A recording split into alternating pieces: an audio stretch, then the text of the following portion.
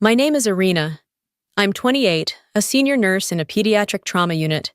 And up until last year, I still believed loyalty meant something. I thought family was supposed to be a place of shelter, not strategy. I thought love was built, not borrowed. I was wrong on all three counts. If you had told me a year ago that my older sister would not only steal the man I was planning to marry, but then have the audacity to send me a hand-addressed wedding invitation, I would have laughed, bitterly maybe. But I would have laughed because that kind of betrayal belongs in books, not in real life, certainly not mine. But there I was, alone in my kitchen, holding a thick ivory envelope between my fingers, reading the calligraphed names of the two people who had ripped my life in half, Jessa Carr and Trevor Alden. The ceremony was to be held 4 months after the wedding I had planned. Same vineyard, same date. At first, I tossed the invitation in the trash. Then I pulled it back out. Then I laughed, sharp and sudden, the kind of laugh that tears your throat on the way out. I didn't go to that wedding to cause a scene. But what happened there? It spoke louder than I ever could. Trevor and I had been together for 3 years. He was a defense attorney, sharp, well-groomed, the kind of man who carried a leather briefcase and made you feel like you were being deposed even when he was just asking how your day went. He had charm, polished to a gleam, and I mistook it for stability. We met through mutual friends, dated steadily, and eventually moved in together. To everyone else, we looked like the picture of a well-balanced couple. I brought calm, he brought ambition. I managed chaos in an emergency room. He argued with judges for a living. We worked. At least, I thought we did. Jessa, my sister, was the kind of person people watched when she walked into a room. She had long, blonde hair that fell in careless waves, blue eyes too wide to be trustworthy, and a smile sharp enough to cut glass.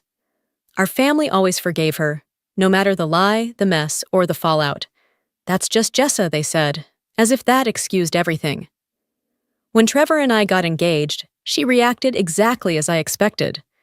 Over the top excited, hugging me too hard, then pulling me close to whisper, "You always pick the boring ones. Maybe this one will actually keep you awake." I remember laughing, brushing it off. Jessa had always been the chaos to my order, the spark to my silence. I thought she was teasing. But then came the small things. The way she laughed too loud at his jokes. The way his gaze lingered a half-second too long when she entered the room. One Thursday, I came home early and found them in our apartment, just the two of them, drinking wine like they were old friends, in no rush to explain themselves. She said she stopped by to return a book. He said she just stayed for a glass. Their smiles were too tight. That night, Trevor was quiet. He didn't touch me, didn't ask how my shift had gone, just sat on the couch, scrolling his phone like the rest of the world was more interesting than anything I could say.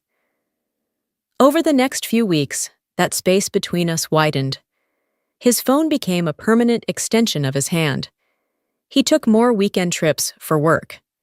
When I asked questions, he turned defensive, accusing me of being paranoid, jealous, insecure. I started doubting my own instincts, started telling myself I was being crazy. Until one night, he looked at me across the kitchen table and said, "I think we need a break. I don't feel the same anymore." There was no fight, no incident, just silence. And then he left. 2 weeks later, his side of the closet was empty. The key was on the counter. The apartment felt hollow, like it had been gutted while I wasn't looking. I went to work. I smiled at patients. I charted medications. I didn't eat much, didn't talk much either. No one knew what to say to me, and I didn't know how to ask for help. I kept it all inside, until the day I saw the photo. It was on Jessa's Instagram story, blurry, taken at some loud bar.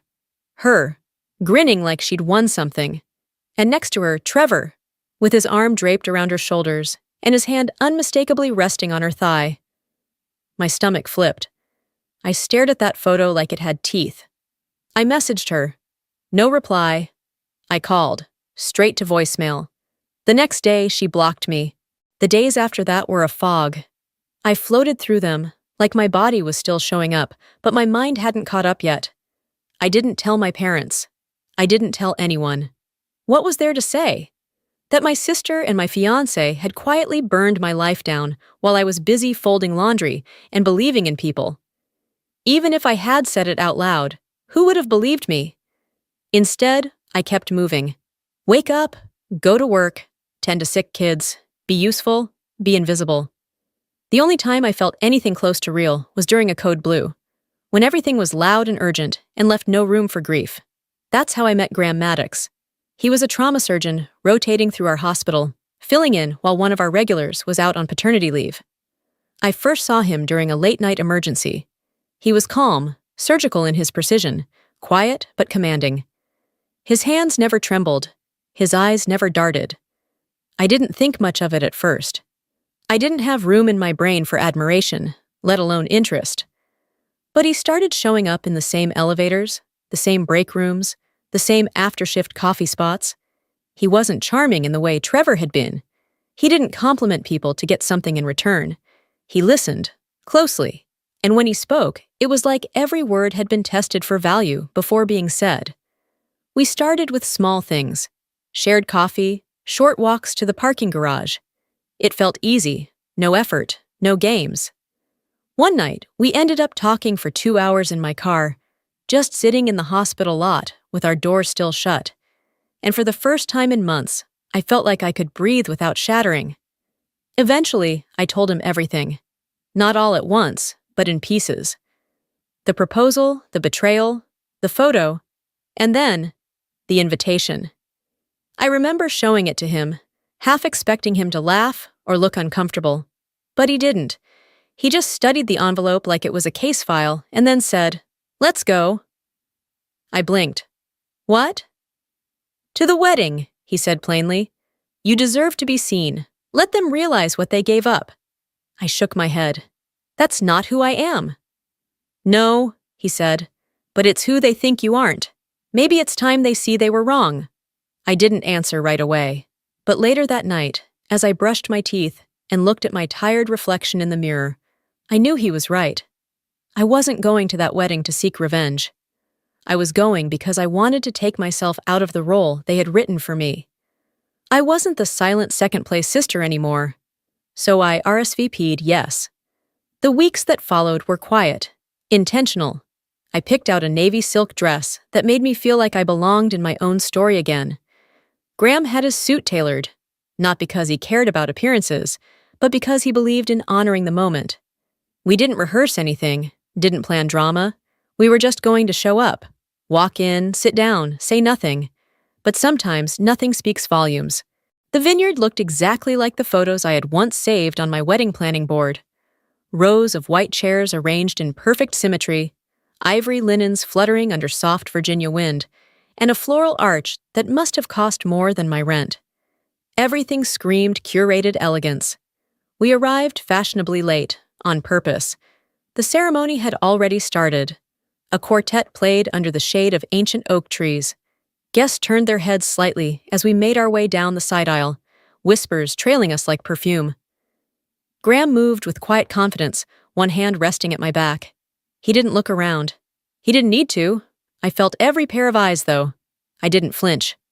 At the altar stood Jessa, all lace and smugness, glowing in a gown that probably came with its own Instagram hashtag. Her blonde hair was pulled into a soft updo, makeup flawless. She looked like she belonged in a bridal magazine. Trevor stood next to her, polished but pale, jaw tight. I recognized that look. It was the same one he had when he knew he was losing a case. Halfway through the efficient speech, Jessa did what Jessa always did. She made it about herself. She turned toward the guests, interrupted without hesitation, and grabbed the mic. "I just want to say something really quick before we exchange vows," she said, her voice chipper, eyes scanning the crowd until they landed on me. "It's funny, really. Trevor actually proposed to my sister first. I guess I was the right fit all along." Laughter rippled. Nervous, uneasy. I felt my face flush, not from shame, but from how predictably small her moment was. Before I could react, Graham stood. No dramatic gesture, no raised voice.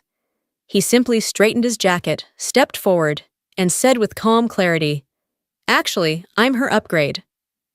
The silence wasn't awkward. It was surgical, sharp, clean, like the air had been sliced open. Heads turned. Someone gasped. A woman in the second row whispered, "Oh my God." As the realization hit, they saw him not just as the man beside me, but as Graham Maddox. The Maddox name, the one etched into hospital wings and university buildings, a name that carried legacy. Jessa's smirk collapsed. Trevor looked like he forgot how to breathe. Even the efficient looked unsure whether to continue. Graham sat beside me again, legs crossed, expression neutral. I didn't say a word. I didn't need to. That moment, simple, precise, did more damage than any outburst ever could. It was the kind of thing people would whisper about for years. Jessa tried to recover. She laughed, a forced sound, and said something about family being unpredictable. Her voice cracked, and she rushed her vows, avoiding eye contact. The ceremony limped to a close. There was polite applause, but most guests kept glancing at our row. She had invited me to be humiliated. Instead, she gave me a stage. The reception was over-decorated and underwhelming. Crystal chandeliers hung above tables, weighed down by floral arrangements, so dense they blocked eye contact. A string trio played classical renditions of pop songs, but no one seemed to be listening. They were too busy watching us. I was seated at a table in the farthest corner, next to a distant cousin and a woman who kept mispronouncing my name. Graham didn't mind. He sat beside me, quietly sipping wine and scanning the room like he was auditing it. Toasts began. Jessa's maid of honor slurred her way through something about loyalty and fate. Trevor's best man made a joke about second chances that drew the kind of laughter people offer when they don't know what else to do. Through it all, I stayed silent. But I could feel the stares. I wasn't the sideshow they expected. I was the pivot point they couldn't stop circling back to. Then, as the music shifted into a slow dance, Graham took my hand. We moved across the dance floor, unhurried. For the first time in a long while, I didn't feel like a shadow of someone else's story. I felt seen, real, whole. That's when Trevor approached. He didn't come straight over. He lingered near the bar, glanced our way, then eventually cut across the floor to where we danced. "Can I talk to you?" he asked. I looked at Graham. He gave a nod and stepped back. Trevor led me to a quiet corner near the exit. He didn't speak at first, just looked at me like he was seeing a version of me he'd never bothered to notice. "You look different," he said finally. "I am." He shifted awkwardly. "I didn't think you'd come." "I almost didn't." "I know things. Happened fast with Jessa," he said, eyes low. "I didn't mean to hurt you." "But you did." "I'm sorry," he said, "for how I handled everything. You didn't deserve that." I believed he meant it, in that moment. But I also knew it didn't matter. "You could have been honest," I said. "You didn't have to lie. You could have left clean." He nodded slowly. "I know." But knowing wasn't enough. He wasn't here for forgiveness. He was here to rewrite his part in the story, to pretend he had integrity all along. I turned without another word. Graham was already waiting near the garden doors. I walked back to him, my heels clicking with purpose. Behind me, Trevor remained in the shadows, still trying to make sense of what he had lost, and why he couldn't get it back. The rest of the night played like a tired performance. Guests drank too much. Jessa flitted between tables, her smile more strained with each lap. Trevor disappeared for long stretches. At one point, I saw them sitting on opposite ends of the bridal table, barely speaking. It wasn't a meltdown. It was worse. It was indifference. Graham and I stayed an hour longer. I caught up with cousins I hadn't seen in years, laughed with people who didn't know the backstory, and watched from a distance as the fairy tale slowly unraveled. Every so often, someone would ask Graham what he did, and the second he answered, the tone of the conversation would shift. His name carried weight, quiet, unmistakable weight. Jessa noticed. She stared more than once. Once she even took a few steps in my direction, like she wanted to say something, but she stopped, turned, and walked away. Maybe she sensed the power had shifted. Or maybe she knew nothing she said would stick anymore. Eventually, we left. The valet brought Graham's car around, and as we pulled away from the vineyard, I let out a breath I didn't realize I'd been holding for months. Graham glanced over but said nothing. He didn't have to. The silence said everything. The ripples started a week later. I didn't hear from Jessa. Not a text, not a passive-aggressive post. But I did hear from someone else, an associate from Trevor's law firm. She sent a polite email saying she hoped I was well, and then added, almost as a footnote, "There's been a lot of talk here since the wedding." Apparently, Graham's name caused a stir. Several of Trevor's clients were longtime Maddox family donors. Word got around that the ex at the wedding wasn't just some scorned woman. She'd shown up with someone powerful, poised, and clearly uninterested in staying quiet. It didn't take long for whispers to become rumors. I didn't start them, but I didn't correct them either. That Jessa had pursued Trevor before our breakup, that she orchestrated the wedding to outshine mine, that she invited me to gloat and ended up humiliated instead. The more people talked, the more Trevor's image crumbled. Clients backed away. His firm started questioning his judgment. And just like that, the reputation he worked so hard to build began to fracture. 6 weeks later, my phone rang. Late. Jessa's name lit up the screen. I let it ring. Then, at the last second, I answered. "Hello?" She hesitated. "It's me." I didn't speak. "I need to talk to you," she said, her voice thin. He's leaving. Trevor. He moved out, took everything. He said I pushed him into it, that I used him to get at you. He said he never even wanted to marry me." Still, I stayed quiet.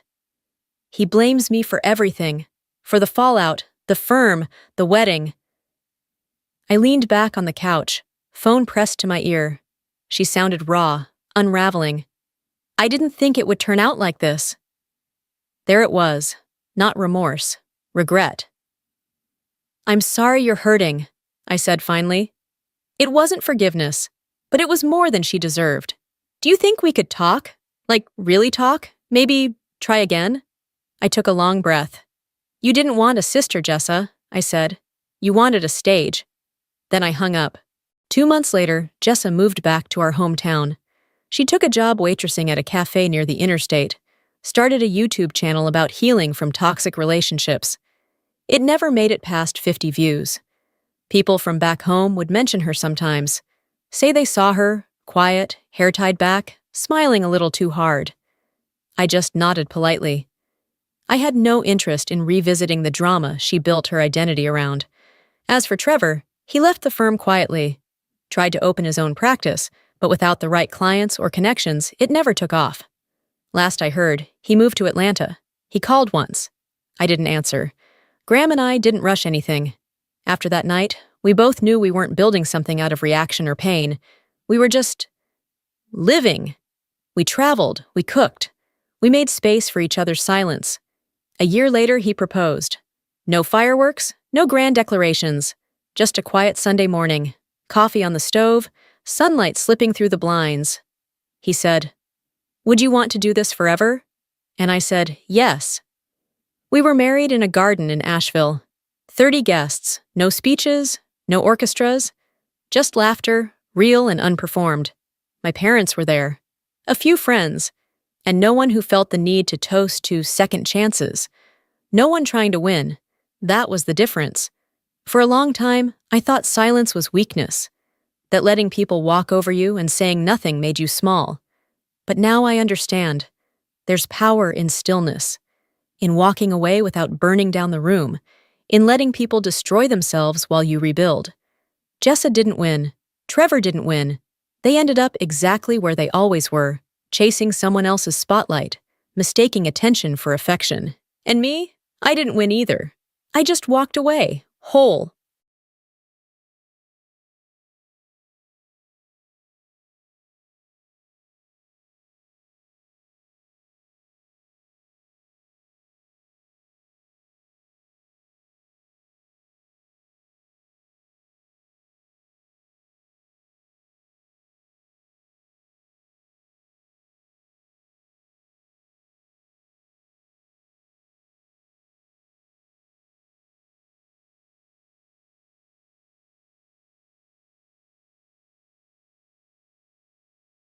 My name is Callan Wren.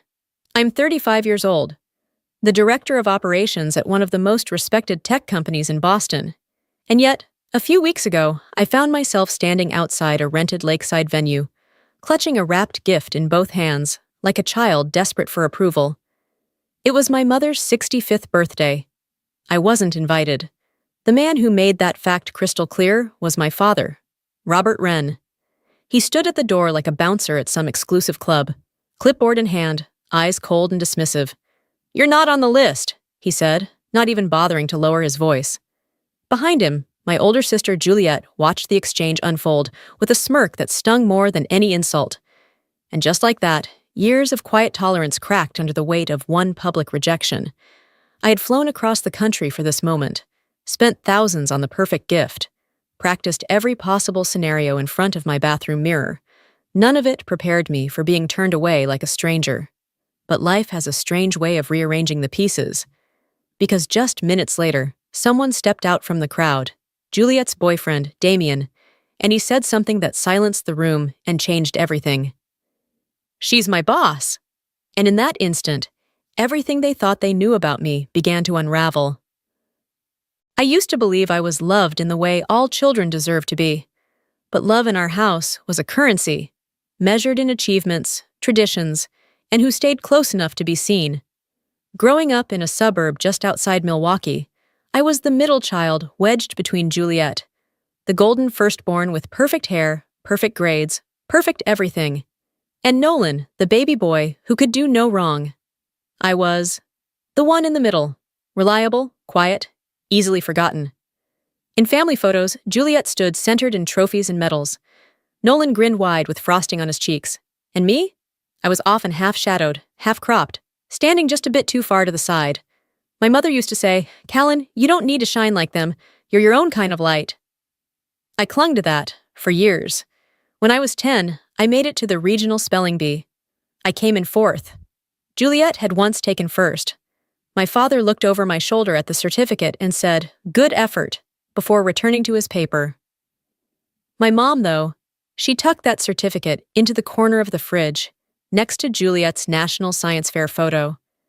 I noticed it was gone a week later. At 16, when my prom date canceled the night before, my mom took me out for dinner instead. Just the two of us. She wore lipstick and heels and told the waiter it was a special celebration. That night, I felt seen. Not compared, not overlooked, just seen. But those moments grew rarer as I got older. While Juliet stayed local, following Dad into the family's real estate firm, I left for California, on scholarship, to study computer engineering. "So far?" my dad asked when I told him. "Afraid to compete with your sister?" Distance became my survival. College turned into career, and career turned into a life I built brick by brick, on my own. I climbed through Silicon Valley startups, moved to Boston, and by 32, I was leading operations at Synera Systems, overseeing more people than my father ever had. At family gatherings, that success was met not with pride, but with polite confusion. "Still working on computers?" Dad would ask, as if it were a phase I'd grow out of. "You ever think about settling down? You're not getting younger, Callan." Meanwhile, Juliet, still childless, still unmarried, was treated like the domestic goddess because she made banana bread and updated Mom's medicine organizer. 3 Thanksgivings ago, after a glass too many, Juliet leaned over the table and muttered, "You always think you're better than us, don't you?" Her voice was sweet and poisonous. "You build your empire and send gifts like that's supposed to make up for not being here." "I call, I visit, I try," I said. "You perform," she snapped. "We live the hard parts of this family. You show up for the photo ops." That stuck with me. And the worst part? I think she believed it. From that moment on, Mom's calls slowed. Dad's tone grew colder, and every time I tried to reconnect, I could feel the distance hardening into something solid, impenetrable. It all built up to that birthday party, that door, that list I wasn't on. And years of quiet rejection finally boiled into a truth I could no longer ignore. In their eyes, I had left, and by leaving, I had betrayed them. The year before my mother's birthday, I missed Thanksgiving. I had a legitimate reason. A crisis with our Southeast Asia division meant I had to be on a plane to Singapore the night before. I called home, sent a bottle of wine, even had flowers delivered with a note handwritten by me. But when I spoke to Mom on the phone 2 days later, her voice was clipped. "We managed just fine without you," she said. It wasn't the words that hurt. It was the hollowness behind them. That blank emotional space where warmth used to be. Juliet didn't let it rest either. A week later, I got a message from her. "Hope your big international deal was worth missing the only day Mom really looks forward to all year." It was never just about missing a meal. It was about confirming a narrative I hadn't agreed to, one where I was the daughter who had abandoned the family. A role I didn't audition for, but somehow got cast in. After that, everything felt more distant. Texts from Nolan became one-word replies. Mom's calls became sporadic. And when she did call, Juliet's voice could often be heard faintly in the background, directing the conversation like a stage manager. Then came the moment that turned suspicion into certainty. It was a Thursday night. I was working late, wrapping up quarterly projections, when I opened Facebook for a mental break. A banner image caught my eye. Patricia Wren celebrating 65 beautiful years. The event page was public. The guest list included old family friends, distant cousins, even Mom's college roommate from Minnesota. But not me. I stared at the RSVP list for a long time, thinking maybe it was an oversight. I scrolled, then searched. My name wasn't missing. It had been deliberately excluded. I didn't call right away. I sat with that knowledge for a full 24 hours, unsure whether to scream or go silent. Finally, I picked up the phone and called Mom. "Callan?" she answered, her voice soft and surprised. "Is everything all right?" "I saw something online," I said. "About your birthday party. I didn't know." There was a long pause. "Oh. I thought Juliet said you were too busy. The expansion, the travel. She said you'd already declined." "I never declined, Mom. No one invited me." Another pause, longer this time. "Well, if you'd like to come, of course you should." It wasn't enthusiastic, but it was enough. I booked a first-class ticket I couldn't justify and spent the next 3 days preparing, buying the perfect gift, choosing a dress that said I'm doing fine. Thank you, even if you've written me out of the story. I told myself it would be a step forward, a small repair to a crumbling bridge. But I didn't know then that Juliet had already doused that bridge in gasoline and struck the match. The day of the party, I arrived early. The venue was a lakeside lodge, the kind Mom always loved. Sunlight spilling through wide windows, gentle waves slapping the dock. The parking lot was full of familiar cars. Uncle Don's pickup, Aunt Claire's red Buick, even Nolan's beat-up sedan. People I hadn't seen in years were here. Everyone was here, except me. I walked up the stone path, heart pounding, the vintage gift box tucked tightly under my arm. A brooch, a genuine emerald pin from a boutique in Boston, nearly identical to the one Mom had lost decades ago. I remembered it from when I was 10, when she opened Grandma's jewelry box and sighed, "This was my favorite." It had taken me months to find something close. This gift was a message. I remember. I still know what matters to you. As I approached the entrance, I saw my father, standing like a sentry, clipboard in hand, jaw tight. "Callan," he said flatly, "what are you doing here?"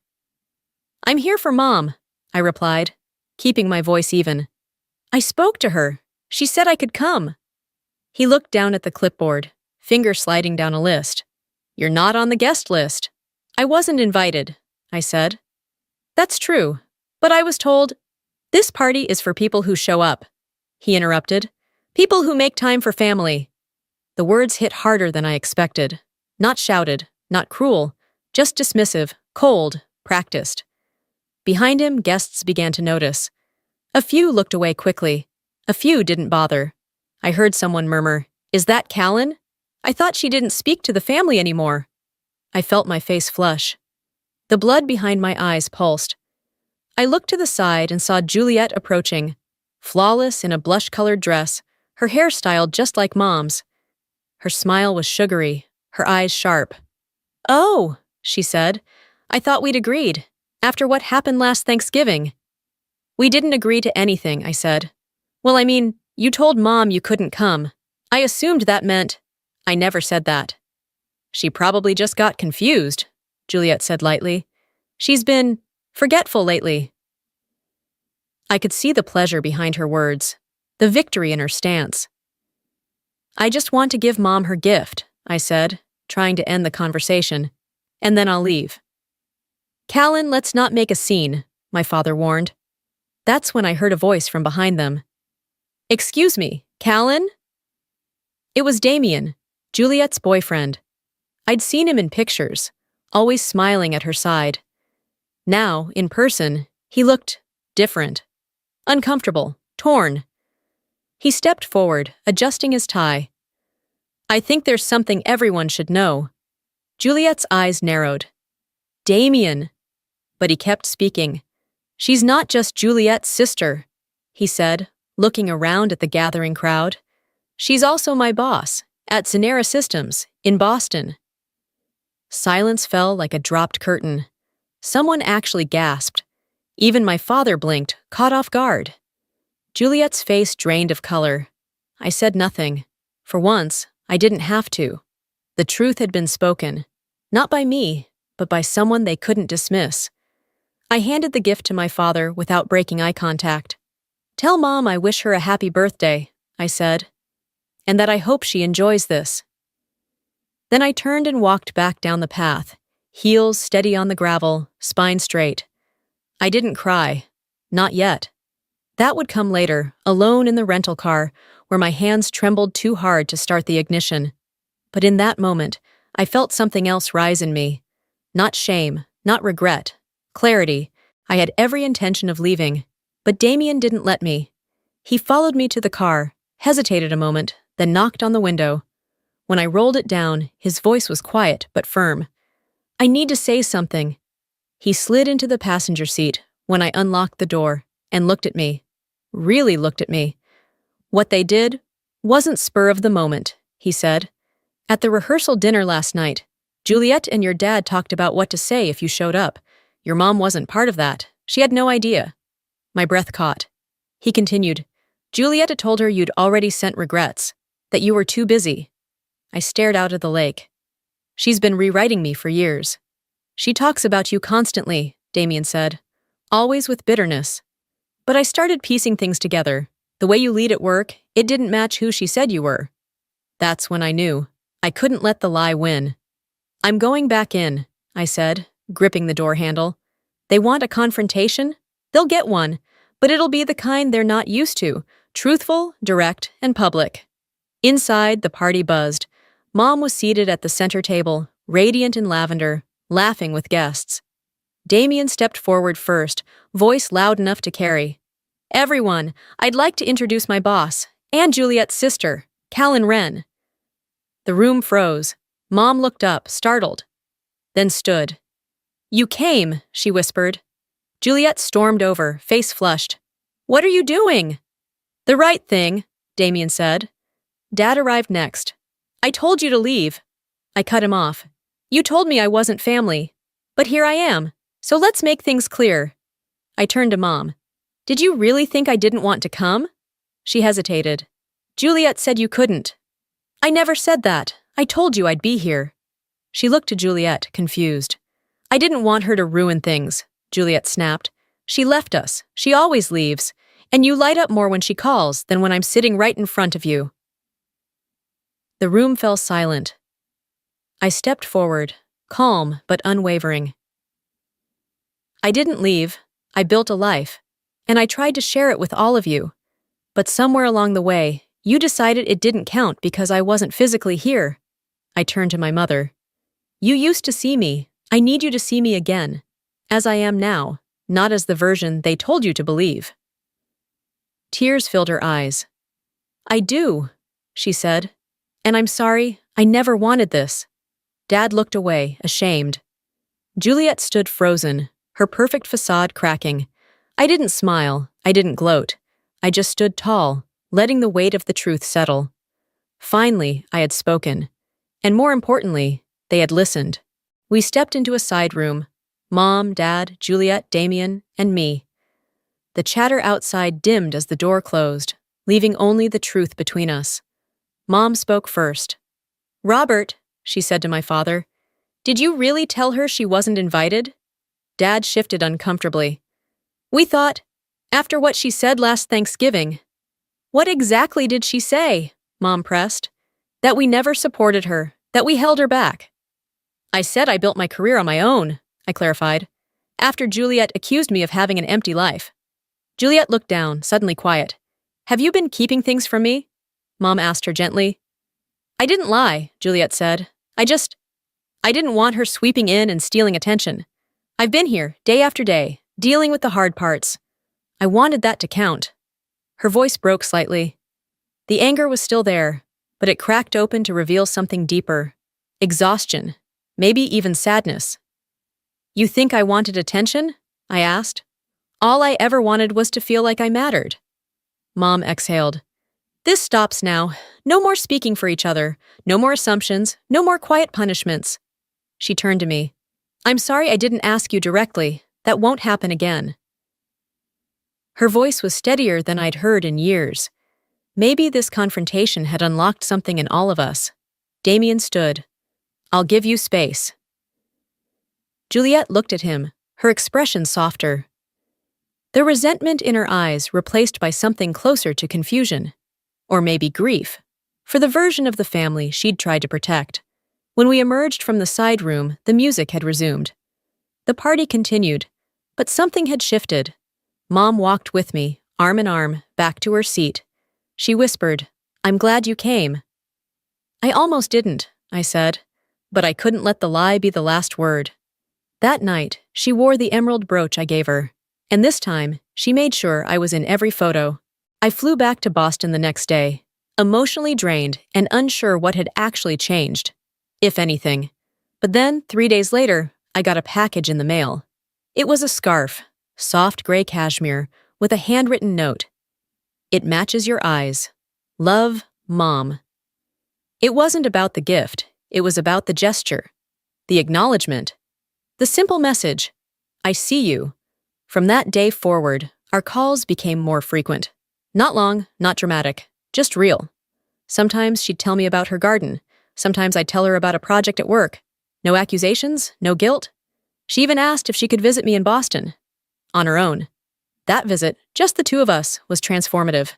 I took time off work and showed her everything.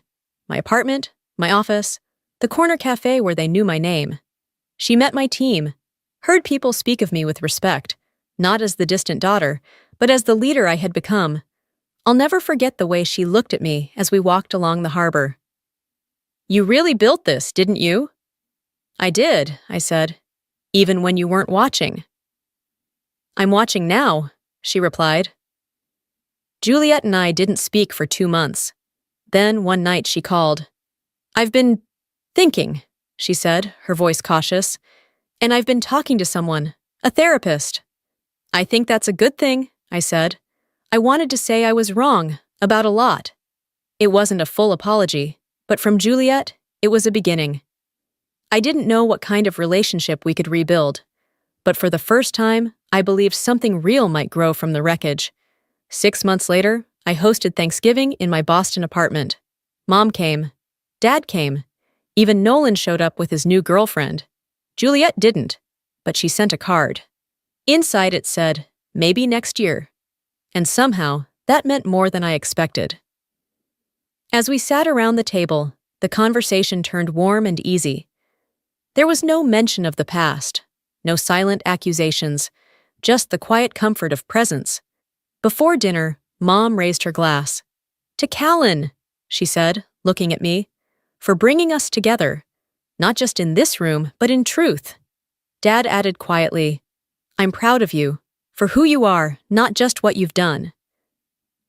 It wasn't a perfect night, nothing ever is, but it was honest, it was ours. And for the first time in a long time, I felt like I had a place, not earned through success or sacrificed peace, but chosen, claimed, and respected. Sometimes, healing doesn't come in grand gestures. It starts with a scarf, a phone call, a seat at the table that no one can take away again.